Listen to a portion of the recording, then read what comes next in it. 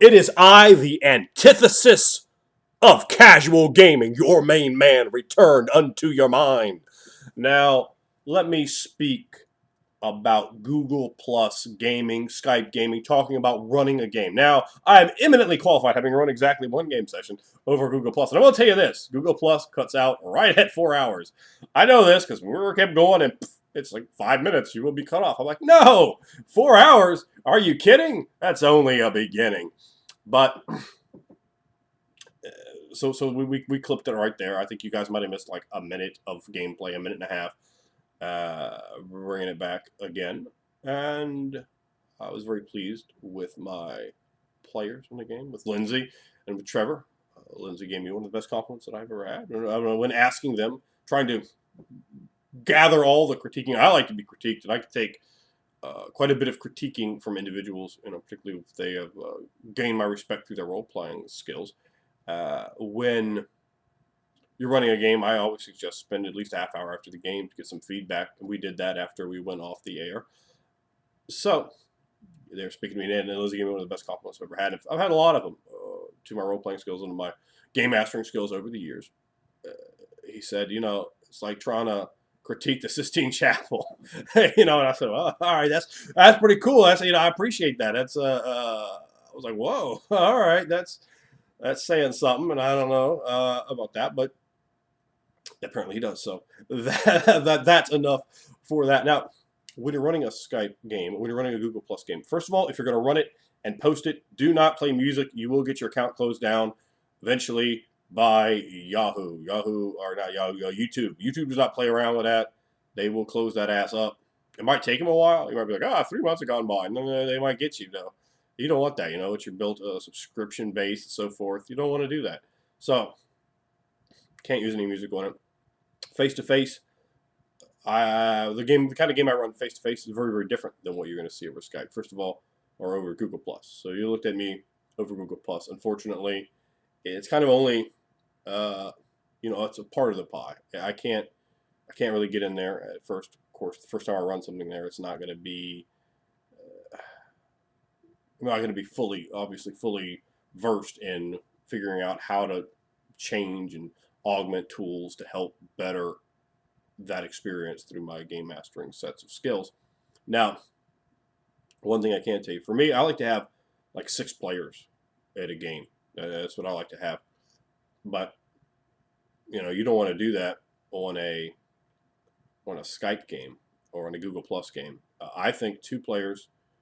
For me, that's at least where I wanted to start with. I mean, maybe you could do 3. 3 seems a little much, but I think it could still be okay. I've played in games where there were a game master and 3 players. I think that can be okay. I would not suggest going further than that, because the fact that when a game master is engaging one of the players, when the game master is describing something, or if 2 players are talking, if you have 4 players, 2 players are talking to each other, the other 2 players could talk to each other, or if you have 5 players, 3 players can talk to each other, and the other 2 can talk to each other, or maybe all 4 of them are arguing about something, and one of them sitting there role-playing with the game master. All those things can happen at different intervals in the game.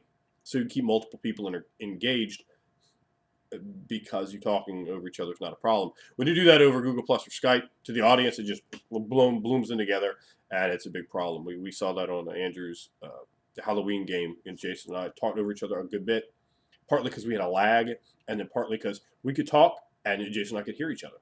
It wasn't a problem. We could role play. And I'm going to guess he, like myself, has done that. There's plenty of times when I'm in a game group and you have 7 people in the room and all of them are talking at the same time. There's a big brouhaha, calamity, a cacophony, and there's lots of stuff going on. For me, that's absolutely easy to listen to multiple people. However, with the speaker, it just all channels right through the same pipe. You have to keep that in mind. Another unfortunate thing that brings up is this.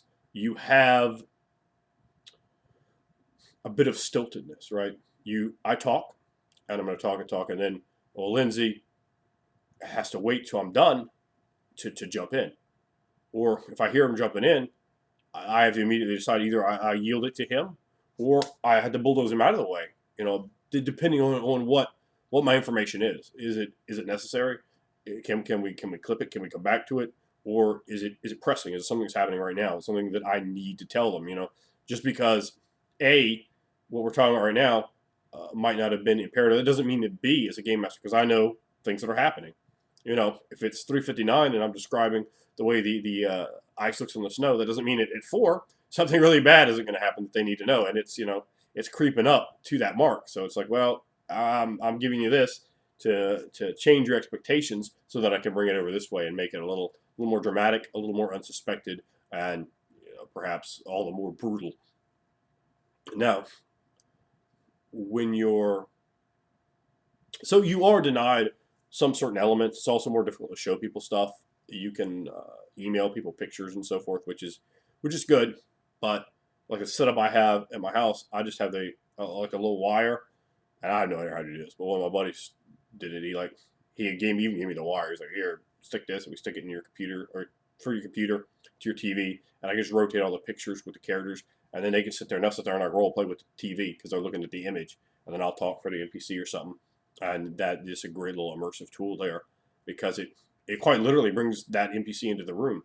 Now, and then you have them on the TV. You know, it's a nice big image. It's much bigger than the laptop screen, which is a very helpful deal. And at the same time, we're playing theme music off the laptop, you know, through multiple speakers. Yeah, it can really come off quite nice. You can use mood lighting, black lights, candles, all sorts of little props and effects. I am not sure how many of those I'd want to try to do or use in a Google Plus setting. I mean, I suppose I could tell everyone to turn their lights off. You know, just turning mine off wouldn't really have much of a bearing or an effect or a use. Obviously, candlelight, you know, that's pretty much out. You have the whole setup here, and all that light coming off it anyway, off the computer, which is going to make even turn the lights off. I don't think that it's really going to add a huge amount of dramatic flair that you could typically have when you're telling a Call of Cthulhu or Vampire the Masquerade story, something grim and dark like that. And it certainly, even a fantasy game can have loads of moments. Certainly, mine do, that we turn the lights off, and we're gonna, we're gonna be doing something that's gonna be very, very interesting, very different pace. You know, we can change the paces around. For me, running over Google Plus is an interesting experience. I'd never run before either of those players before, and I'd never played with either of them before. So I was running pretty much blind. We had talked, of course. They knew what I expected. Of course, they knew what I expected before we even talked about that. And watched videos of mine. Stay in character. Keep it in character. Role play. And I saw loads of great comments. Well, both of their role playing, which I was very pleased to see. You know, that always makes me, as a game master, you know, when I see my players are trying, when I see my players are succeeding, you know, it makes me proud. As a game master, I was quite proud of both Trevor and of Lindsay for the efforts that they made with bringing the characters, taking my creations, I bring them to life. I never really had the opportunity to see that before in such a pure form, such a true form, taking the ideas completely spun out of my mind, you know, from A to Z, you know, talking about all the way down, and realizing those, envisioning them in the ethereal flesh that is role playing. So the best thing about a Google Plus game or Skype game is you can game with people all over the world. I could play with somebody that's in Australia or England or Ireland or in Germany. I could play with somebody in Japan. I could play with friends from years ago who have moved away. You find them on Facebook, you can get them in a game again, and that can really roll off and work well. Again, the first time you run a Skype game, a Google Plus game, do not make this mistake of, oh, well, I just have as many players as I typically have in my no. At best, half it. I would say start with 2 players, maybe 1 player, and just build. And you can always add. It's, you know, it's a dick move to kind of just kick somebody out. Let's just face it. Like, you know, particularly if they didn't do anything wrong. You know, you're like, well, yeah, I gotta boot you. It's like, well, why? I was enjoying myself. Yeah, you were. Yeah, you didn't do a bad job or nothing, but you did quite a good job as the other 2 guys, and that was my mistake. So you had to pay for it. And who in life likes to pay for other people's mistakes? I sure as hell don't. Of course, we all do, but it's a jack, and definitely not something, you know, you want in a game. Of course, the other option is just ending the game, which is even worse because then you've punished everyone, including yourself. So the best solution is don't jump in. You know, don't jump in with both feet. That's really the one thing I want you to take away from this video. If you understand, baby, if you will, don't overcommit too much. Just bring in like 1 or 2 players, and work with that and say, okay, well, I handle 2 players pretty well. Let's see 3. If you handle 3 players pretty well, you can say, well, maybe we could do 4.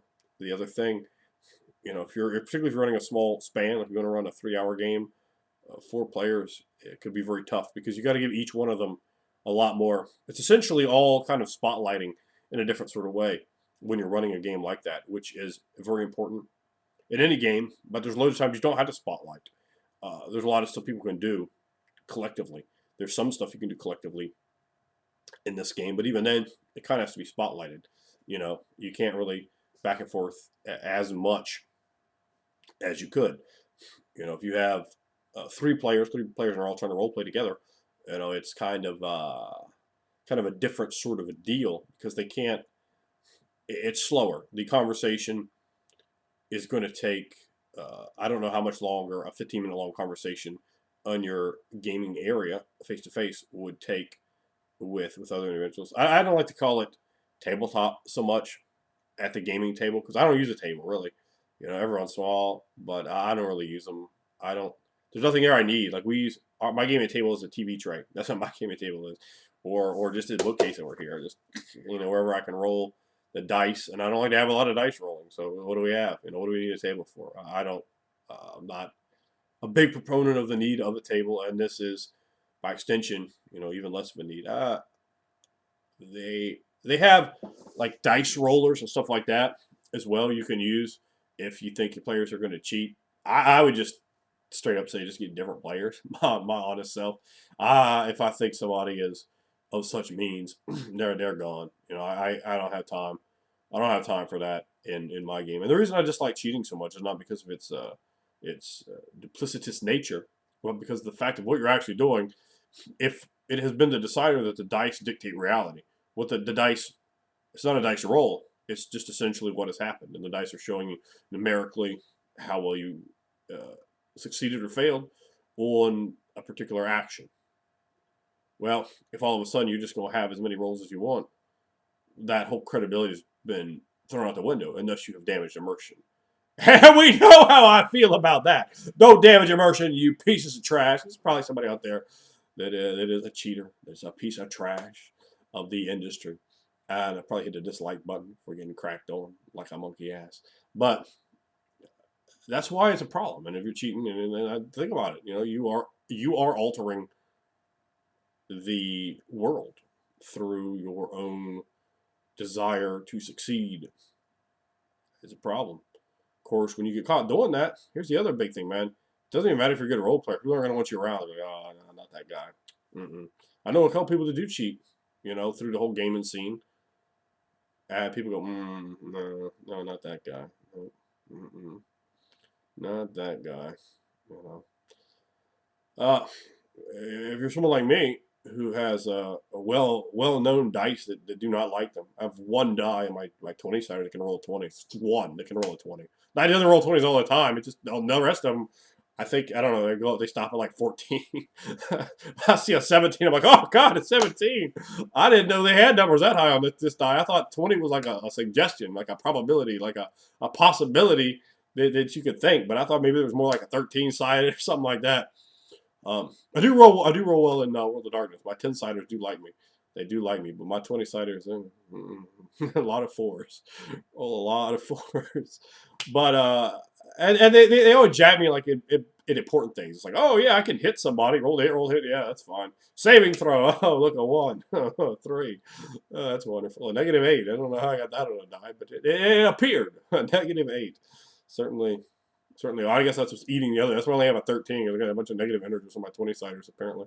But I've gone way off tangent. Stream of consciousness, man, your main man in the stream of the mind with you, whirling you down into the falls of imagination.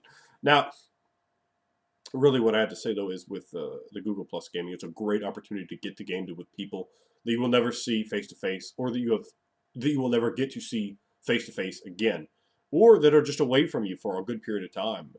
You can have that opportunity. It has certain limitations, and some of them I don't really foresee being able to be fixed or corrected in the near future. Who knows what technology will give us even 10 years from now. but within the near future, I don't really anticipate it being much better than it is right now. There are probably one or two little areas that'll get bumped up. It's not like they're making, you know, Google Plus for role playing games, but all the same, the more you can get out of the game through that, the better. And really, the great thing of getting to play with people all over the world, you can pick, man. Boy, you have your pick. I've had since I've been doing my channel probably 800, 1,000 different people over the span of 2 years. 2 long years, your main man has been reigning supreme from Mount Olympus upon your bitch ass. Now, probably somewhere between what I say, 800,000 people ask me, "Oh, can I get in a game with you? We run a game for me. We do this." Um, and my box has been flooded since I posted that game. If I have not gotten back to you yet, I haven't opened it. It was a tremendous inbox deluge. And a lot of people, oh, can I get in a game? Can I get in? And hey, I understand. You saw a game, you like the game. Obviously, you want to get in, and I appreciate that. But at the same time, there's a lot of, a lot of people.